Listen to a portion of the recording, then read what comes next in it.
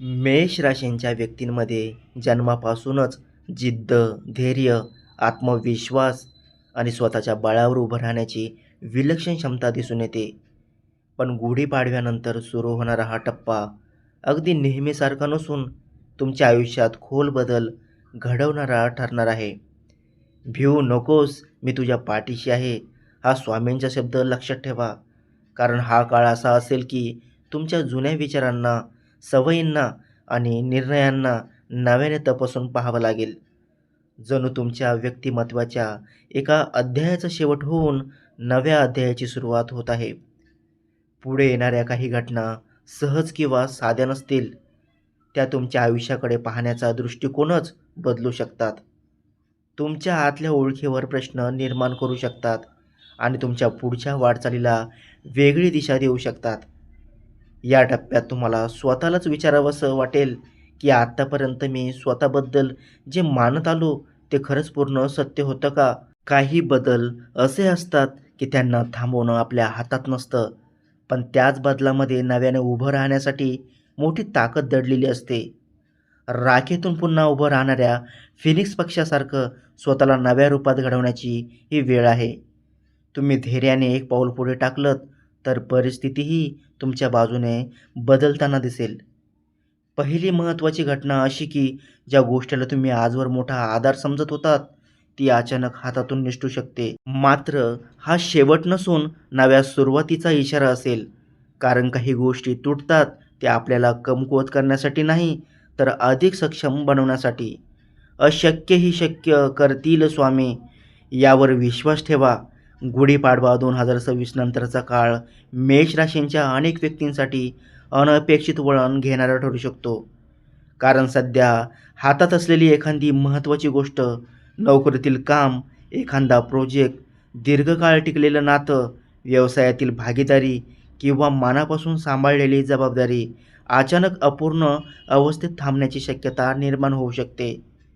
अशा बदलामुळे मनाला धक्का बसणे, निराशा येणे, उत्साह कमी होणे किंवा स्वतःवरचा विश्वास डळमळल्यासारखं वाटणं स्वाभाविक आहे. या काळात परिस्थिती अशी भासू शकते की जणू केलेल्या कष्टांना थोडा अडथळा येतो आहे. योजना मंदावतात आहेत आणि पुढे जाण्याचा रस्ता अस्पष्ट झाला आहे. पण काही काळानंतर हाच टप्पा जुनं मागे सोडून नव्या सुरुवातीचा आधार होता हे स्पष्ट दिसू शकतं. याच अनुभवातून नवीन कामाची दिशा, वेगळी कल्पना, नव्या ठिकाणी संधी किंवा आयुष्याच्या पुढच्या टप्प्याची सुरुवात घडू शकते. म्हणून यावेळी जे निसटत आहे ते हट्टाने पकडून ठेवण्याऐवजी शांतपणे स्वीकारणं अधिक योग्य ठरेल. कारण काही गोष्टी दूर जातात तेव्हा त्यामागे आपल्यासाठी मोठा बदल तयार होत असतो. दुसरी महत्त्वाची बाब म्हणजे एखादी गूढ, अनोळखी किंवा आधी कधीच विशेष लक्षात न आलेली व्यक्ती तुमच्या आयुष्यात प्रवेश करू शकते आणि ही भेट तुमच्या विचारांना, निर्णयांना किंवा नशिबाच्या दिशेला नवं वळण देणारे ठरू शकते. कारण योग्य वेळ आली की आयुष्यात काही माणसं अचानक येतात आणि सगळं चित्र बदलून जातं. दिल्या वाचून काही मिळत नाही आणि वेळ आल्याशिवाय काही घडत नाही, हा स्वामींचा सिद्धांत इथे लागू होतो. गुढीपाडव्यानंतर मेष राशींच्या आयुष्यात एक अशी व्यक्ती अचानक प्रवेश करू शकते, जिची कल्पनाही तुम्ही आजवर केलेली नसेल. ही व्यक्ती एखादा मार्गदर्शक, अनपेक्षितपणे जवळ येणारा मित्र, व्यावसायिक सहकारी, विवाह योगाशी संबंधित जोडीदार किंवा एखाद्या महत्त्वाच्या नात्याचा केंद्रबिंदू ठरू शकते. तिच्या माध्यमातून तुम्हाला योग्य सल्ला, भावनिक आधार, नवीन संधी किंवा आर्थिक स्थैर्याची मदत मिळू शकते आणि यामुळे तुमच्या आयुष्याची दिशा मोठ्या प्रमाणात बदलू शकते. या भेटीचा परिणाम इतका खोल असेल की तुमच्या विचार करण्याच्या पद्धतीत, निर्णय क्षमतेत आणि स्वतःकडे पाहण्याच्या दृष्टिकोनात स्पष्ट बदल जाणू शकतो. ज्या गोष्टी आधी कठीण किंवा अशक्य वाटत होत्या, त्या हळूहळू शक्य वाटू लागतील. या व्यक्तीसोबत तयार होणारा संबंध दीर्घकाळ टिकणारा आणि पुढील काळात विशेष महत्त्वाचा ठरू शकतो. म्हणून नव्या लोकांकडे पाहताना अहंकार, संशय किंवा आधीचे ठाम समज थोडे बाजूला ठेवणे योग्य ठरेल. सुरुवातीला ही व्यक्ती नेमकी कोण आणि तिचं स्थान काय हे सहज ओळखू येणार नाही. पण तिचे शब्द, वागणूक किंवा उपस्थिती तुमच्या मनावर खोल ठसा उमटू शकते. तिसरी महत्त्वाची गोष्ट म्हणजे या काळात एखादा मानसिक, कौटुंबिक किंवा वैयक्तिक धक्का बसण्याची शक्यता जाणू शकते. एखादं नातं तुटणं, घरातील मतभेद, एकटेपणाची भावना किंवा सर्व काही असूनही आतून रिकामेपण जाणवणं असे अनुभव समोर येऊ शकतात. मात्र हाच टप्पा तुम्हाला स्वतःकडे परत नेणारा ठरू शकतो. कारण अशा वेळी माणूस अंतर्मुख होतो, स्वतःलाच कठीण प्रश्न विचारतो आणि ध्यान, जप, अध्यात्म, शांतता किंवा एकांत यांच्या माध्यमातून स्वतःचा खरा शोध घेऊ लागतो. तूच आहेस तुझ्या जीवनाचा शिल्पकार हे स्वामींचे वचन लक्षात घ्या. आता ग्रहस्थितीचा अर्थ असा सूचित करतो की मन, घर, भावविश्व आणि अंतर्मनाशी जोडलेल्या क्षेत्रांमध्ये खोल हालचाल जाणू शकते. त्यामुळे गुढीपाडव्यानंतरचा हा काळ मेष राशींच्या व्यक्तींना आतून बदलवणारा ठरू शकतो.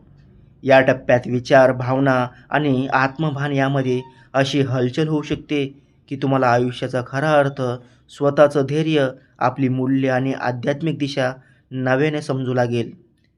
काही अनुभव सुरुवातीला वेदनादायक, गोंधळवणारे किंवा अस्वस्थ करणारे वाटू शकतात. पण त्यांच्यामधूनच तुमच्या खऱ्या स्वभावाची, अंतरंगातील शक्तीची आणि पुढच्या प्रवासाची जाणीव अधिक स्पष्ट होत जाईल.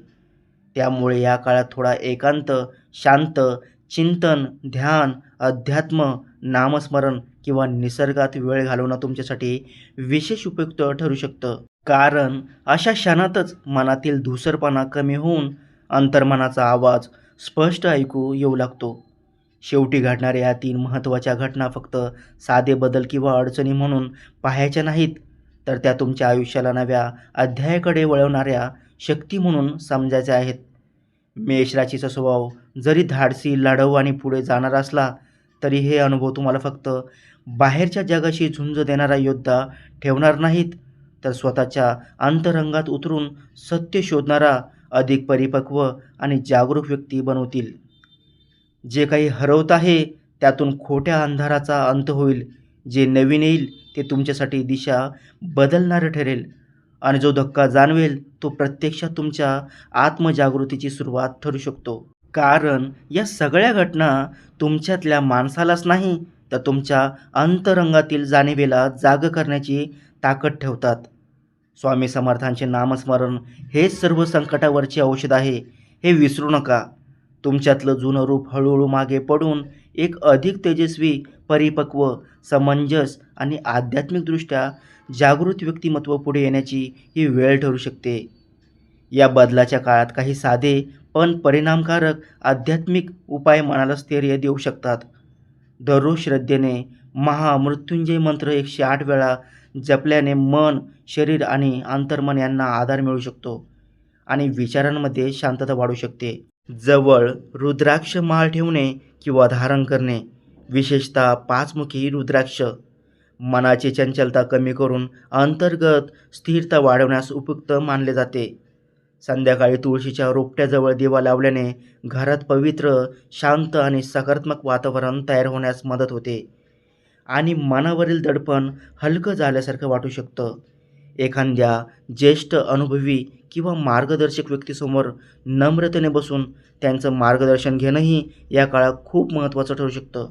कारण काही गोष्टींचा खरा अर्थ बाह्य धावपळीत नाही, तर शांतपणे समजून घेण्यात असतो. गुरुवारी शक्य असल्यास साधेपणाने उपवास पाळणे किंवा त्या दिवशी सात्विकतेला अधिक महत्त्व देणे हेही आत्मविश्वास, संयम आणि आशावाद वाढवणारं साधन ठरू शकतं. सर्वात महत्त्वाची गोष्ट म्हणजे आयुष्यात घडणारे बदल आपण नेहमी थांबवू शकत नाही, पण त्यांना कोणत्या दृष्टीने स्वीकारायचं हे आपल्या हातात असतं. योग्य मनोवृत्ती ठेवल्यास हे प्रसंग तुम्हाला तोडण्यासाठी नाहीत, तर अधिक सक्षम, जागरूक आणि अंतर्मुख बनवण्यासाठी आलेले आहेत. सुरुवातीला जे धक्का देणारे वाटत, तेच पुढे जाऊन मोठ्या समजुतीचं, आत्मभानाचं आणि आशीर्वादासारख्या परिवर्तनाचं कारण बनू शकतं. मित्रांनो, हा व्हिडिओ तुम्हाला आवडला असेल तर त्याला नक्की लाईक करा, चॅनलला सबस्क्राईब करा आणि आपल्या मित्रापर्यंतही हा संदेश पोहोचवा. तसेच तुम्हाला तुमच्या राशीनुसार अंगठी घ्यायची असेल तर तिची माहिती आणि खरेदीसाठीची लिंक डिस्क्रिप्शनमध्ये दिली आहे. ती एकदा अवश्य पहा. तुमचा वेळ देऊन व्हिडिओ शेवटपर्यंत पाहिल्याबद्दल मनःपूर्वक आभार. श्री स्वामी समर्थ.